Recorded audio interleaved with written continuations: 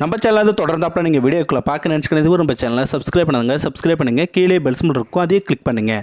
சரி வாங்க நம்ம வீடியோக்குள்ளே போகலாம். வணக்கம் நண்பர்களே. சாலையோரம் ஆரஞ்சு பழம் வியாபாரம் செய்து அதில் கிடைக்கும் வருமானத்தை வச்சுக்கிட்டு ஒரு பள்ளிக்கூடங்களை நடத்தி வரும் பழ வியாபாரியை பார்த்து ஒட்டுமொத்த இந்தியாவே சல்யூட் அடிக்க வச்சுருக்காரு.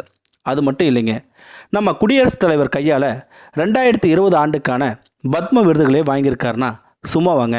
அது மட்டும் இல்லைங்க, இப்போது இதைத்தான் பரவலாகவும் வியப்பாகவும் பேசப்பட்டு வந்துக்கிட்டு இருக்கு.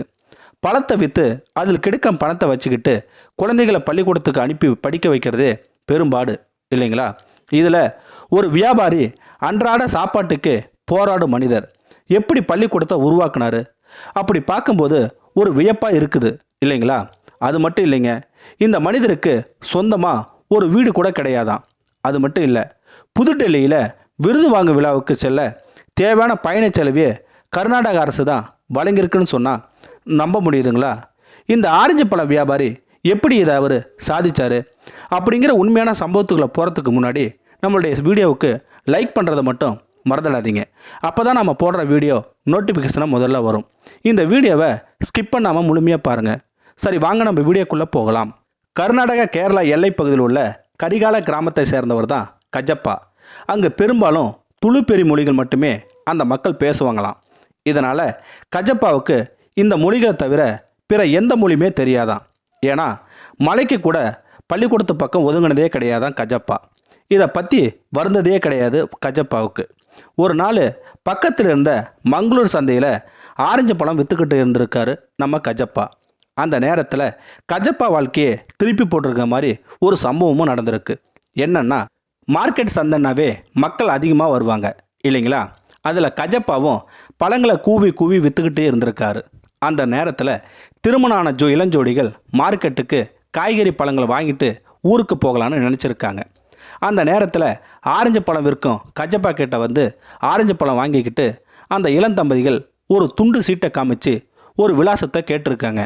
ஆனால் கஜப்பாவுக்கு ஒரு நிமிஷம் ஆடி போயிட்டாரு. ஏன்னா அந்த துண்டு காகிதத்தில் கன்னட மொழியில் எழுதியிருந்திருக்கு. கஜப்பாவுக்கு கன்னடம் தெரியாதனால அந்த இளந்தம்பதிகளுக்கு வழி சொல்லவே முடியல. இதனால் கஜப்பா மனசு ரீதியாக ரொம்ப கஷ்டப்பட்டார். கஜப்பா நம்ம படிக்காதனால தான் ஒரு சின்ன விலாசத்தை கூட அந்த தம்பதிகளுக்கு சொல்ல முடியல. இனி தன்னால் முடிஞ்ச பள்ளி செல்லும் குழந்தைகளுக்கு கல்வியின் கதவை திறந்து வைக்கும் மின்னல் கீற்று கஜப்பா மனசுக்குள்ளே அந்த நொடியில் வந்து போயிருக்கு. இதனால் வழக்கமாக அவர் வேலை செய்யும் துவகா ஜம் மஸ்தி கமிட்டி உறுப்பினர்கிட்ட இன்றைக்கி மார்க்கெட்டில் நடந்த சம்பவத்தை பற்றி சொன்னது இல்லாமல் தனது ஆசைகளையும் கஜப்பா நண்பர்கள்கிட்ட சொல்லியிருக்காரு.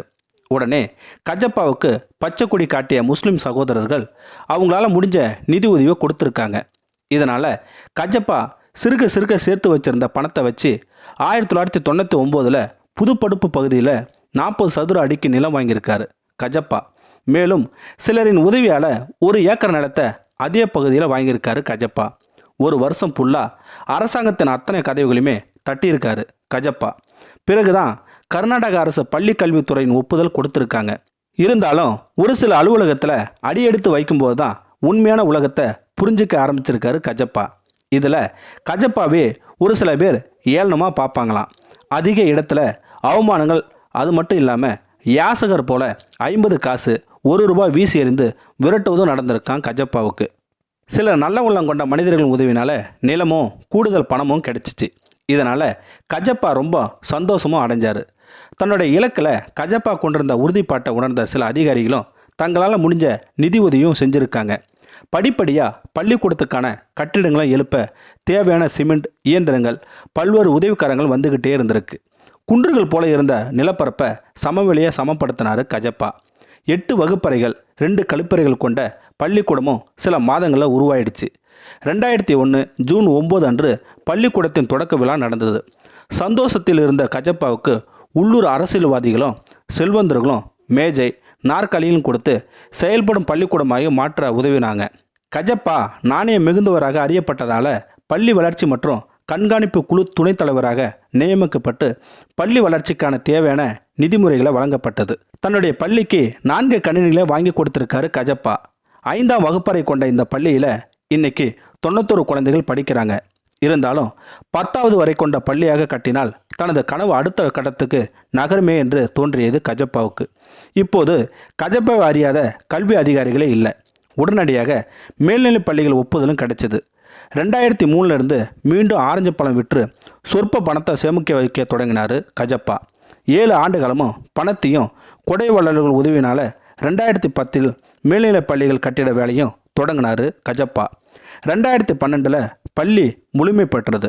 இப்போது நூலகம் 8ஆம் வகுப்பு தொடங்கி 10வது வகுப்பு வரை 6 வகுப்பறைகளை கொண்ட பள்ளிக்கூடமாக செயல்பட தொடங்கியது.